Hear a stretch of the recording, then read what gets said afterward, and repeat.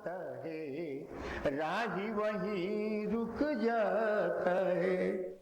ये कुंवरी है, ये बड़ा मनोहर है। अगर एक बार अगर तुम्हें इसका दर्शन हो जाए तो इस मन को हरण कर ले। यह हरिहरन मन है ये कुंवरी। कुंवरी मनोहर विजय बर, ये बहुत बड़ी विजय है।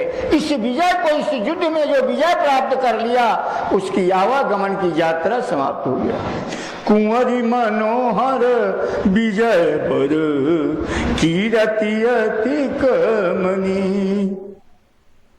लेकिन भैया ये कच्चे सूत की समान, जरा सा अगर विषय का झोंका लगा तो फट से ये टूट भी जाएगा। और पावनिहार बिरंची जनु रचऊ न धनु दमनी। और जिसको जो इस कुंवरी को प्राप्त करेगा उसकी रचना ब्रह्मा के हाथ में नहीं। क्या कहा कि पावनिहार बिरंची जनु रचऊ न धनु दमनी। ये कुंवरी को जो प्राप्त करेगा उस प्राप्तकर्ता का, वो प्राप्तकर्ता को ब्रह्मा पैदा नहीं कर सकता। वो ब्रह्मा से बाहर का है, क्योंकि वो तो ब्रह्मा का भी बाप है, ब्रह्मा को भी पैदा करने वाला है। तो भला ब्रह्मा उसको पैदा कहां से करेगा? इसलिए तुम्हारे बस की बात ये नहीं। राजा जनक बड़ा दुखी हो जाते हैं। तब विश्वामित्र समय शुभ जानी, बोले अति स्नेहमय बानी। उठा हूँ राम भंजा हूँ भव चापा, मेट हूँ तात जनक परितापा। राम उठो, और ये संसार से उपराम करा देने वाली जो हमारे कर्तृत्व में अहम की भावना है, इस अहम की भावना को समाप्त करके, क्योंकि सबसे बड़ा जो शत्रु है अंत में वो हमारे अंतराल का अहम है। देखते हो ना, जब बनारसी चलेगा तो हमारे जैसा वो गर्दन में माला डाल लेगा, वो हाफ गंजी मलमल का, अब धोती जो रहेगा उसको ये वो गोर तो बिल आगे उघाड़ कर लेगा, ऐसे कमर पर रख के। अब जब हाथ मारेगा ऐसे तो मालूम पड़ेगा रोड टूट जाएगा। तो कहेगा सुनो, यही कर्तृत्व में अहम है। सोचता है वो बंबई से आया है ना, अब वो सेठ कहा जाएगा, सेठ आए ना बंबई से आए, भले बेशक वहां बंबई में दूधे बेचत है, लेकिन यहाँ आइए तो सेठ हो जाइए। कहा सेठ आया है। ये कर्तृत्व में अहम की भावना है, इसलिए ये अहम सबसे अंतिम शत्रु है। ये अहम जल्दी समाप्त, ये अहम टूट जाए तो जनक की पुत्री जो भक्ति है उसको प्राप्त हो जाए। तो क्या किया विश्वामित्र जी महाराज ने? कहा, क्या कहा? उठहु राम, राम उठो, अब समय आ गया है। उठहु राम भंजहु भव चापा, मेटेहु तात जनक परितापा। सुनि गुरु वचन चरण सिरुनावा, लेकिन हरस विषाद नउर कछुआवा। आज तू बंबई जाना चाहो, अब तुम्हारे हृदय में बड़ी प्रसन्नता हो कि आज मैं जाऊंगा, हमारा काम वहां जरूर हो जाएगा, जरूर हो जाएगा। हाँ, तुमको यही है कि जाएंगे, क्या होगा नहीं होगा, तो इतनी यात्रा खराब हो गया। चाहे पंडित से पूछो, चाहे पंडित के बाप से पूछ लो, तुम्हारा यात्रा बनने वाला नहीं है। और पूर्ण हर्ष से, कायरता को छोड़ करके, आलस्य को छोड़ करके, और तुम आज समझो कि मेरा काम हो जाएगा, और स्वस्थ मन से तुम आज जाओ, जरूर तुम्हारा काम हो जाएगा। लेकिन राम उठे तो गुरु महाराज के प्रणाम भी किए, न हर्षे हुआ न विषादे हुआ। तब गुरुपद बंदी सहित अनुरागा, राम मुनि न सनयाय सुमागा। गुरु महाराज के चरण में प्रणाम करके और आयुष्मान। आज्ञा मांगा, लेकिन तब भी मानो कार्य में इतनी शिथिलता थी कि पता कोई नहीं कहता था कि भला इस मुझी लड़का से धनुष क्या। परशुराम तत्काल पहुंच गए। जैसे ही महर्षि परशुराम पहुंचे, विश्वामित्र मिले पुनियाई। विश्वामित्र आकर के मिले और इसके बाद राम और लक्ष्मण भी आकर के चरणों में प्रणाम किया। दोनों की ओर परशुराम ने देखा, राम लखन दशरथ के ढोटा। देखा कि दशरथ के दोनों लड़के हैं, दीन है आशीष जानी भल छोटा। बहुत सुंदर आशीर्वाद दिया। राम ही चितई रहे थकी लोचन, रूप अपार मार मद मोचन। राम को देख करके और परशुराम देखते ही रह गए कुछ देर। तत्काल महर्षि जनक आते हैं, प्रणाम करते हैं और प्रणाम करने के बाद समाचार कही जानक सुनाए, यही कारण इमही पर सब आए। जिसलिए राजा लोग आए थे वो समाचार कहते सुनाए। सुनत बचन फिरयान तनिहारे, देखा चाप खंड मही डारे। देखा कि चाप टूटा हुआ पड़ा हुआ। देखते ही तो विश्वामित्र के क्रोध की सीमा नहीं रही। कारण क्या था? देखा चाप खंड मही डारे। जो वास्तव में व्यक्ति इस अखंड आत्मा को छोड़ करके खंड संसार को देखेगा उसको क्रोध आएगा। आज परशुराम जी की दृष्टि कहां चली गई? इस खंड संसार पर।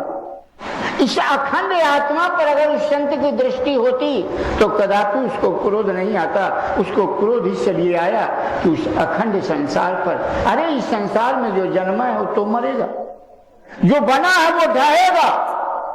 उस खंड धनुष पर उनकी दृष्टि गई, उनको क्रोध आ गया। इतनी बड़ी राजर्षि राजा जनक को ही भली बुरी कहने लगे। कहूं जर जनक धनुष कहीं तोरा, मूढ़ बताऊं आज नत तोरा। क्या करूंगा? उल्टू मही जहां लगी तम राजू। जहां तक तुम्हारा राज है सबको उलट पुलट करके समाप्त करूंगा। राम दोनों हाथ जोड़ करके सामने खड़े हो जाते हैं, कहते हैं महाराज नाथ शंभुधन भंजनिहारा, हो ही को एक दास तुम्हारा। हे प्रभु, इस धनुष को सब नहीं तोड़ सकते। इस धनुष को तो साक्षात आप भी इसको नहीं तोड़ सकते। इस धनुष को कोई वास्तव में तोड़ेगा, कोई वास्तविक संत का दास होगा, जो वास्तव में अपने गुरु को किसी सच्चे संत की लंगोटी धोए होगा। वही इस चित्त के चंचलता के क्रम को तोड़ सकता है। ये सबकी बात, सबके बस की बात नहीं है इस धनुष को तोड़ना।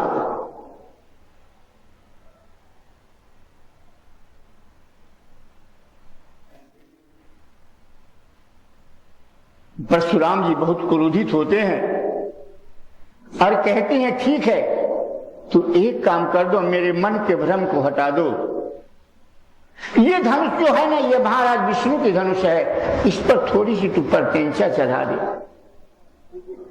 और जैसे ही चाप को राम ने लेने का कोशिश नहीं किया, देत चाप आप ही चली गए, परशुराम मन विस्मय भयो। कारण जीवन की ये चार विरोधी तत्व हैं। ये दुराशा रूपी तर्कना, हमको दुख देने वाला ये स्वभाव रूपी सुबाहु और मन के दोष, तथा ये अहम की भावना समाप्त होते ही और ये चित्त जो है ये निर्मल हो जाता है, चित्त स्वच्छ हो जाता है, यह चित्त खिंच करके अपने आप परमात्मा में चला जाता है। बस आपका ध्यान लग गया, प्रभु आप में आ गया और आप प्रभु में समाहित हो गए। बोलो गुरुदेव भगवान की जय। अब आगे की कथा कल सुनाऊंगा। बोलो जय सिया राम, जय जय सिया राम।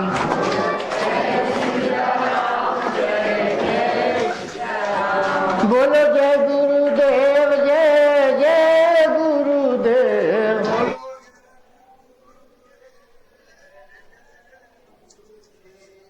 बोलो सीतापति जय राजा राम। बोलो सीतापति जय राजा राम। बोलो रमन बिहारी राधे श्याम।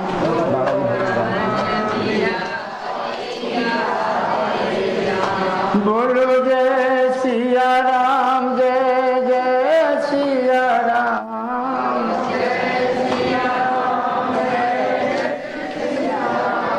बोलो जय गुरुदेव, जय जय गुरुदेव।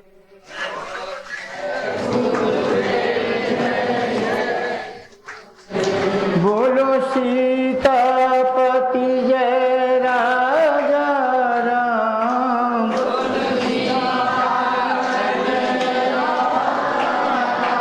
बोलो रमन बिहारी राधे श्याम।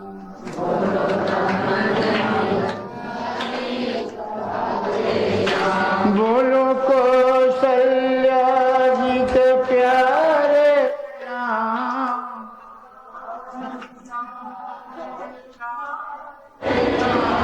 बोलो दशरथ राज दुलारे राम।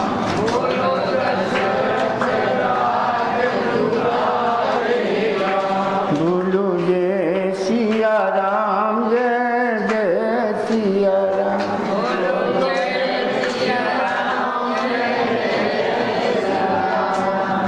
रघुपति राघव राजा राम।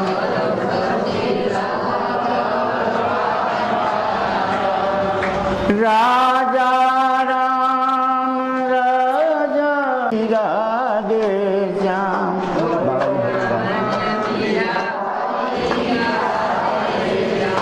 बोलो जय सिया राम, जय जय सिया राम।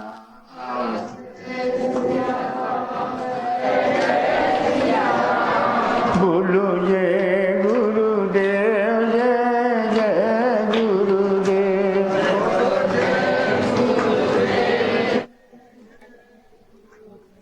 बोलो सीतापति जय राजा राम।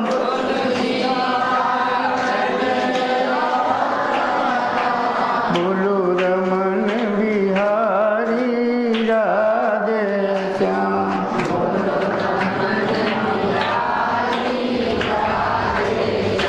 बोलो कौशल्या जी के प्यारे राम।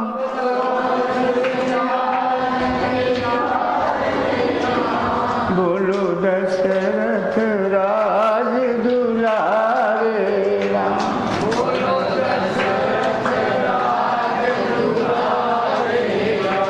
बोलो जय सिया राम, जय जय सिया राम।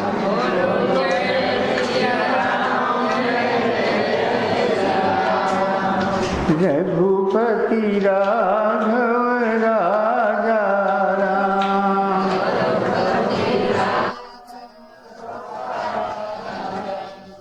राजा राम राजा राम।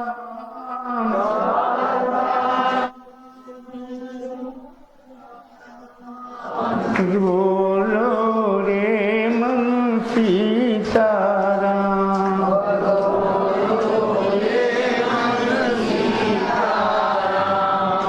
पतित पावन सीता राम।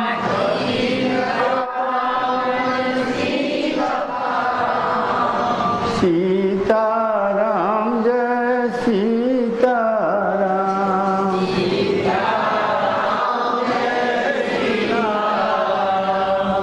ईश्वर अल्लाह तेरो नाम,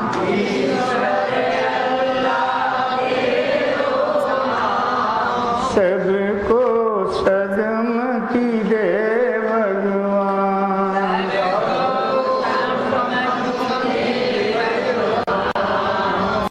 सुख नहीं संसार में है,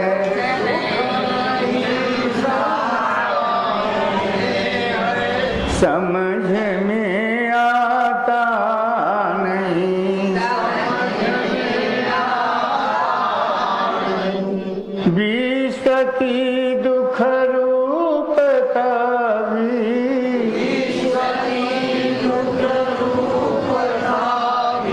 समझ में आती नहीं।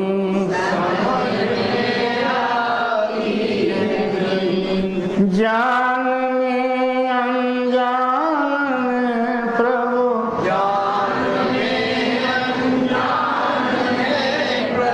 अपराध जो हमसे हुए,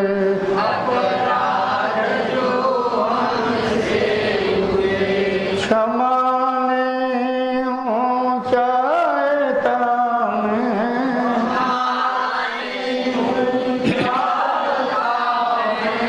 दंड की है याचना,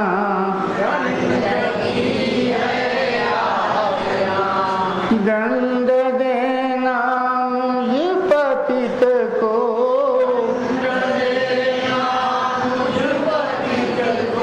भूल मत जाना प्रभु, प्रार्थना अंतिम हमारी,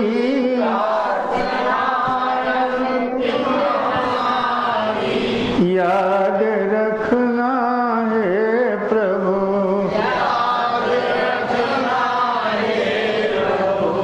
याद रखना है प्रभु।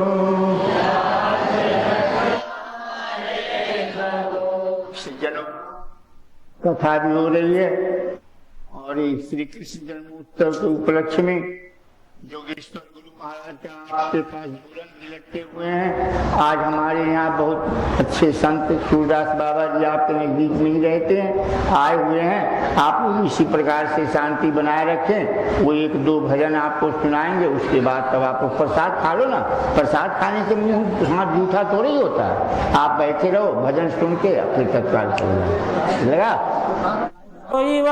क्रोपी चंद सर्वत्र वंदते, वंदे बोधमयं नित्यं गुरुः शंकर रूपिणो, याभ्यां विना न पश्यन्ति सिद्धा शान्तयस्तु मे स्वरम्, अखंड मंडलाकारं व्याप्तं येन चराचरं, तत्पदं दर्शितं येन तस्मै श्री गुरुवे नमः। ओम श्री सद्गुरुदेव भगवान की। थोड़ा कीर्तन बोलेंगे सब लोग। जय गुरु पदयं बुझय अनुरागी, जय गुरु पदयं बुझय अनुरागी, ते लोकहु वेदहु बड़ भागी, ते लोकहु वेदहु बड़ भागी, जय गुरु चरण रेणु सिर धरहि,